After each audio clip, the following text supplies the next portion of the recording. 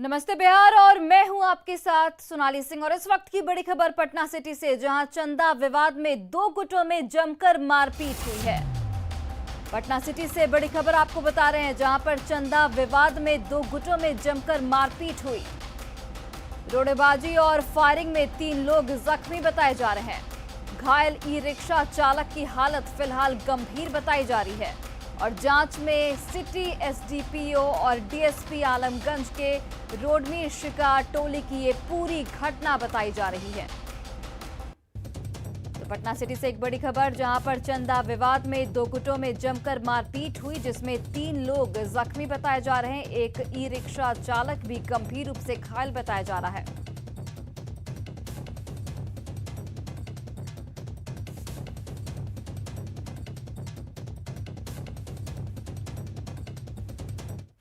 8 साल पहले हुए गांधी मैदान ब्लास्ट के 9 दोषियों को आज सजा सुनाएगी। एनआईए कोर्ट ने इस मामले में 9 को दोषी करार दिया है, जबकि एक आरोपी को बरी कर दिया गया है। तो गांधी मैदान ब्लास्ट के दोषियों को आज सजा सुनाई जाएगी।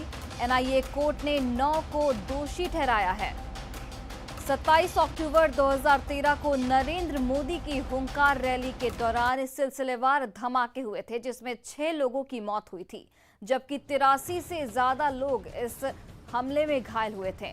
इस केस में दोषी ठहराए गए 9 लोगों में से 5 को बोधगया ब्लास्ट मामले में उम्र कैद की सजा सुनाई जा चुकी है। बता दें कि 27 अक्टूबर 2021 को एनआईए कोर्ट ने 10 में से 9 आरोपियों को दोषी करार दिया था।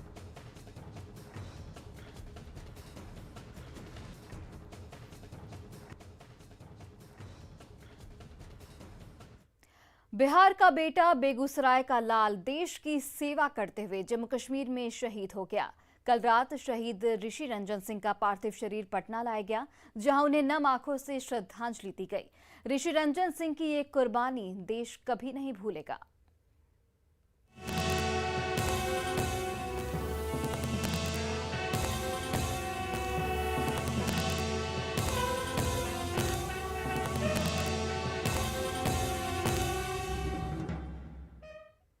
बेगूसराय के ऋषि रंजन सिंह कश्मीर के नौशेरा में लैंडमाइंस ब्लास्ट में शहीद हुए थे।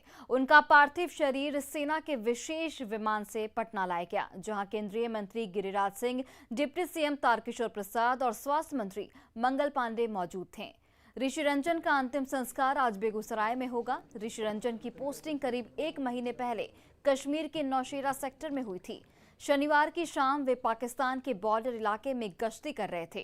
इसी दौरान आईडी विस्फोट में लेफ्टिनेंट ऋषि रंजन और एक जवान मनजीत सिंह शहीद हो गए थे।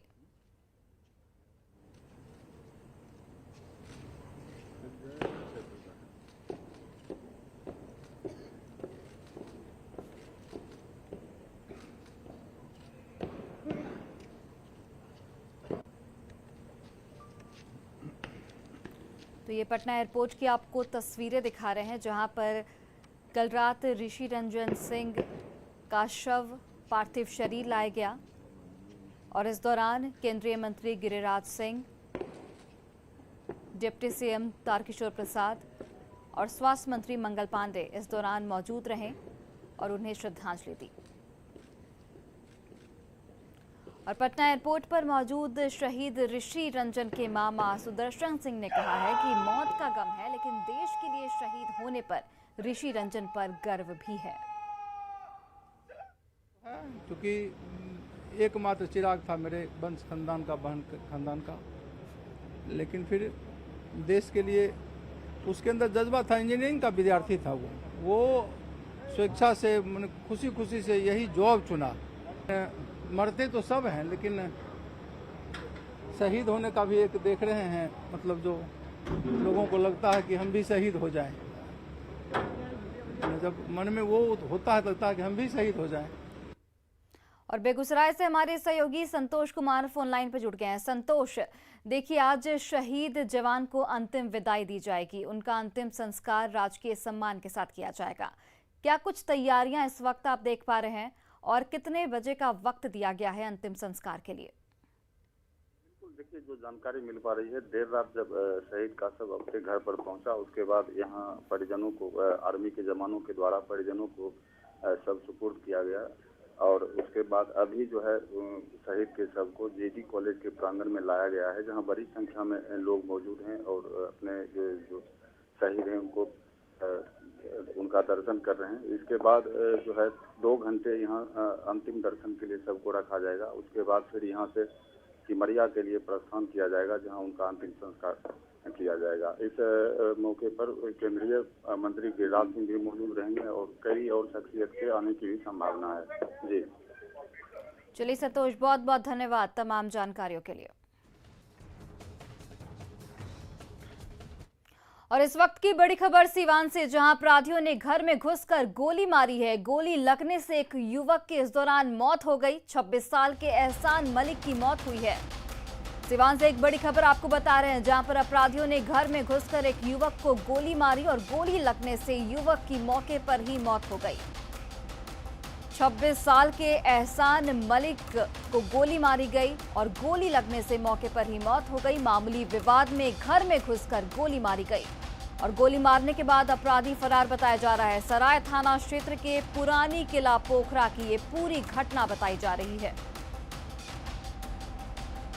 तो सिवान से एक बड़ी खबर आपको बता रहे हैं, जहां पर अपराधियों ने घर में घुसकर एक युवक को गोली मारी और युवक की मौके पर ही मौत हो गई। 26 साल के एहसान मलिक की मौत हो गई है और मामूली विवाद में इस घटना को अंजाम दिया गया है। और सिवान से हमारे सहयोगी मृत्युंजय कुमार सिंह फोन लाइन पर जुड़ गए। मृत्युंजय, क्या कुछ अपडेट इस पूरे मामले को लेकर? देखिए, पूरे मामले की अगर बात की जाए तो आपसी विवाद में गोली मारी गई है। जैसे वहां के घटनास्थल पे एसटीपीओ पहुंच पूरे मामले की तफ्तीश कर रहे हैं कि आखिर गोली क्यों मारी गई है। तो बताया जा रहा है कि इसके बगल के ही किसी युवक द्वारा गोली मारी गई, चूंकि आपस में दोनों के बीच किसी बात को लेकर विवाद हुआ। विवाद इतना बढ़ गया कि इसे अपराधियों द्वारा घर में घुसकर गोली मार दी गई। तो एक बड़ी घटना सामने आई है, घर में घुसकर गोली मारी गई युवक को। फिलहाल पुलिस पूरे मामले की बिंदु से जांच कर रही है कि आखिर वो कौन सी विवाद थे, कितनी विवाद बढ़ गई कि गोली मारने की नौबत आ गई।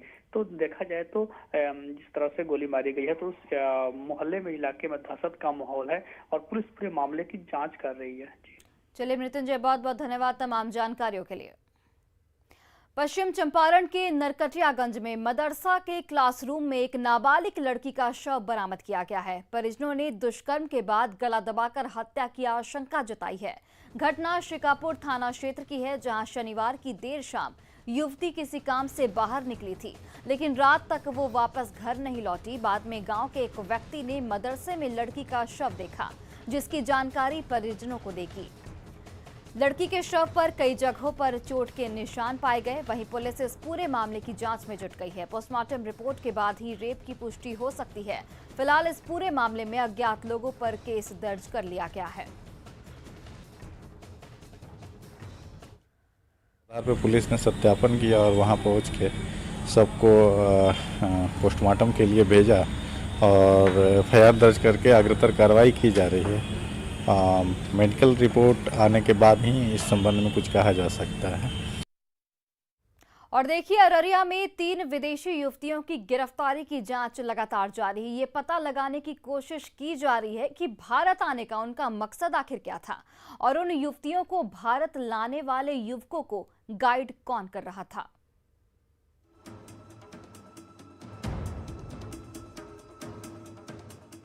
अररिया के बसमतिया का उज्बेकिस्तान कनेक्शन सामने आया, जिसके बाद ये सवाल उठ रहे हैं कि वो तीसरा शख्स कौन है जो सरोज और इस्माइल को गाइड कर रहा था। ये सवाल इसलिए कि 3 विदेशी युवतियों को बिना दस्तावेज के भारत में एंट्री मामले में जिन 2 युवकों को गिरफ्तार कर जेल भेजा गया है, उनमें मोहम्मद इस्माइल और सरोज शाह के घर जब न्यूज 18 की टीम पहुंची तो नई कहानी सामने आई। एक तरफ जहां इस्माइल के परिजन सरोज को दोषी बता रहे हैं, तो वहीं सब्जी की दुकान लगाकर गुजर बसर करने वाले आरोपी सरोज शाह के परिजनों का कहना है कि इस्माइल ने सरोज को कहा कि नेपाल चलो, अपनी साली से मिलवाते हैं। इसके बाद वो सरोज को नेपाल के इनरवा ले गया और दोनों ने शराब पी और फिर 3 विदेशी लड़कियों के साथ 900 रुपए में एक ऑटो किराए पर लेकर अररिया आने लगा। लेकिन पत्थरदेवा एसएसबी ने कार्रवाई कर दी और तीनों उज्बेकिस्तान लड़कियों के साथ पकड़ा गया। नहीं, इस्माइल ले गया हमारा लड़का को बुला करके। हाँ, बोला चलो दोस्त से काम है, मेहमान आने वाला है, तेरा काम है, चलो। तो ये लड़का उसी के साथ में साथ चला गया। जब नहीं आया तो हम देखते हैं, अरे अभी तक नहीं आया, दुकान हम ही को लगाना पड़ा। तब तो हम अपने से दुकान लगाए। इस्माइल का उसका कैसा लड़का है इस्माइल? और हमको मालूम नहीं था, हम तो अपना सब्जी बेचने में लगे रहते हैं। और लेकिन लड़का लोग साथ साथ रहता है और क्या क्या करता है साथ साथ में वो हमको मालूम नहीं है। हम लोग तो सोचते हैं कि हमारा लड़का सही है, अपना बाजार में रहता है, काम करता है, घर आता है, जाता है। इस्माइल सरोज को लेकर गया था या सरोज इस्माइल को लेकर, ये तो जांच के बाद ही पता चलेगा। लेकिन सवाल ये है कि इन दोनों लड़कों को गाइड करने वाला कौन है? कौन है वह तीसरा शख्स जो इन दोनों को निर्देश दे रहा था? क्योंकि इस्माइल के पास से पुलिस ने एक कैमरा लगा चश्मा भी बरामद किया है।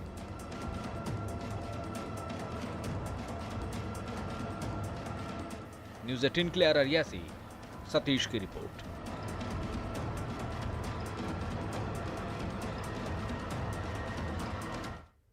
सीतामढ़ी के पुपरी में रेलवे स्टेशन पर लोग जान जोखिम में डालकर रेलवे ट्रैक पार कर रहे हैं। कह सकते हैं कि अपनी लापरवाही से ये लोग हादसे को न्योता दे रहे हैं। वहीं रेल प्रशासन लापरवाह बना हुआ है।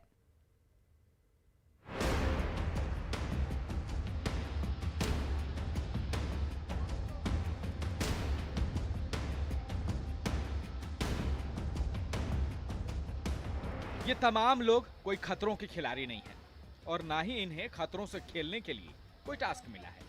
सरासर लापरवाही है ये तो। कह लीजिए कि जान जोखिम में डालकर इस तरह की लापरवाही अब इनकी आदत हो गई। ऐसी भी क्या मजबूरी कि जान हथेली पर लेकर खड़ी मालगाड़ी के नीचे से पार करें? लापरवाहों की इस तस्वीर को देख कोई भी कह दे, सावधानी हटी, दुर्घटना घटी।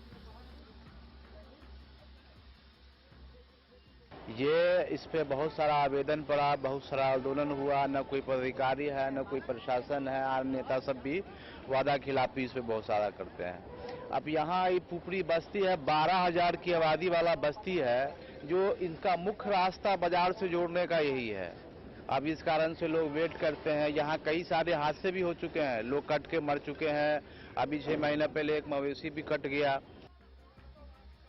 इस तरह की लापरवाही में लोगों के साथ साथ जनकपुर रोड रेलवे स्टेशन के कर्मचारी भी कम जिम्मेवार नहीं है। स्टेशन पर यात्रियों के साथ मवेशी टहलते रहते हैं, मालगाड़ी के नीचे से लोग पार कर रहे हैं, लेकिन रेलवे कर्मचारी इन्हें समझाते नहीं। इसलिए ये लापरवाह लोग भी मानते नहीं। बहुत ज्यादा दिक्कत होता है सर। यहाँ पे हम लोग पार करते हैं, कभी रेलवे के ये वाले लाइन पे हमेशा रेलवे मालगाड़ी खड़ी रहती है और पार करते वक्त डर लगता है कभी स्टार्ट ना हो जाए तो फिर हादसा होने का हमेशा चांसेस रहता है सर। यहाँ से जब भी हम लोग को रोड पर उस पार जाना होता है, क्रॉस करना होता है, बहुत ज्यादा समस्या होता है। अंदर से जाते हैं, बहुत ज्यादा लाइफ पूरा मतलब रिक्स पे ही जाते हैं, रिक्स खेल रास्ता नहीं है। रास्ता कोई रास्ता नहीं, रास्ता है तो काफी दूरी है, वहाँ से जाना पड़ता है। लापरवाही की ऐसी आदतों से जरा बचिए। अनहोनी का कोई वक्त नहीं होता, वो डंका पीट कर नहीं आता। अगर रेलवे कर्मचारी नहीं भी समझाते हैं तो स्टेशनों पर मोटे मोटे अक्षरों में लिखे संदेशों को जरूर पढ़िए। समझदार बनिए, सुरक्षित रहिए। राकेश रंजन, न्यूज़ 18 सीतामढ़ी। ब्रेक के बाद आप सभी का स्वागत है और अब बात मच्छर से परेशान कोसी इलाके के पशुपालकों की अनोखी तरकीब की। मिथिलांचल में कोसी इलाके में हजारों एकड़ जमीन करीब सालों भर पानी में डूबे रहने से यहाँ के पशुपालक एक और जहाँ हरे चारे की कमी से परेशान रहते हैं, वहीं मच्छर और कीड़े मकोड़ों से दुधारू पशुओं को सुरक्षित रखने की बड़ी चुनौती भी इनके सामने हमेशा बनी रहती है। लेकिन इन मुश्किल हालातों का सामना करने के लिए यहाँ के पशुपालकों ने अपने मवेशियों को मच्छरदानी के अंदर बांधना शुरू कर दिया है। मधुबनी के भेजा गांव के पास कोसी की सहायक नदी के किनारे बसे पशुपालकों की बस्ती में मच्छरदानी के अंदर मवेशी बांधने की इस अनोखी तरकीब का जायजा लिया हमारे संवाददाता अमित रंजन ने। अंचल के कोसी इलाके में जो ये बाढ़ प्रभावित इलाका है, वहाँ पर लोग जो भैंस पालते हैं या जो मतलब मवेशी के पालन करते हैं, उसकी एक मैं आपको तस्वीर दिखा रहा हूँ। यहाँ ये इलाका सालों भर लगभग ये पानी से घिरा रहता है। ये कोसी का इलाका है और ये हमेशा बाढ़ प्रभावित इलाका रहा है। यहाँ ये जो तस्वीर मैं दिखा रहा हूँ, ये यहाँ कोसी इलाके में जो बांध के किनारे जो कुछ परिवार हैं वो यहाँ मतलब अपने मवेशी को, भैंस को मच्छर से बचाने के लिए किसी तरीके से यहाँ मसहरी के अंदर, मच्छरदानी के अंदर वो अपने मवेशी का यहाँ पालन करते हैं, भैंस पालन करते हैं। यहाँ ये जो तस्वीरें हैं ये यहाँ मिथिलांचल में जो कोसी का जो बेल्ट है, जो ये सालों भर ये इलाका चारों तरफ पानी से घिरा होता है और बताया जाता है कि इस इलाके में मतलब हमेशा पानी भरा होने के कारण मच्छर का काफ़ी ज़्यादा प्रकोप रहता है।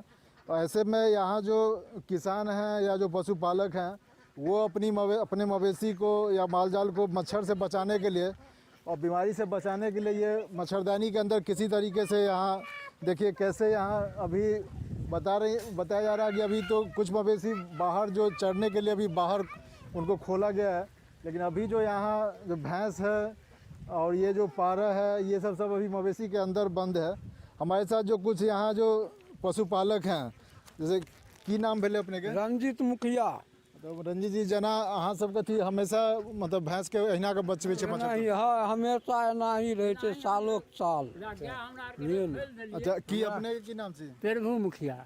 तो मतलब जना महींस गाय सब सबटा अहाँ सब जे पाले छिए तेना मच्छर? अहिना के सरकार गाय खोलिए ना तो मुसहरी अखन हटा देलिए आ जब गाय आनबे ना तो साँझ में फिर मुसहरी लगे। एनाहिए पालन करे छिए, की करबे, गरीब लोग छिए, एतबे पेट कान लादने रहे छिए।